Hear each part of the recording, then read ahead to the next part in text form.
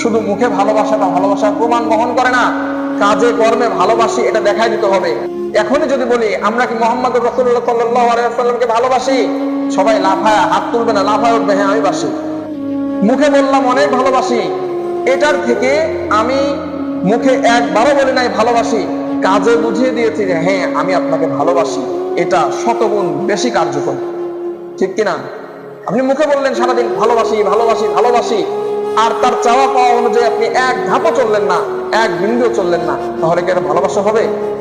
আপনি একবারও বলেন নাই তোমাকে ভালোবাসি, কিন্তু আপনি মনে মনে তার সকল চাওয়া অনুযায়ী কাজ করছেন, তার সকল চাওয়া পাওয়া অনুযায়ী কাজ করছেন।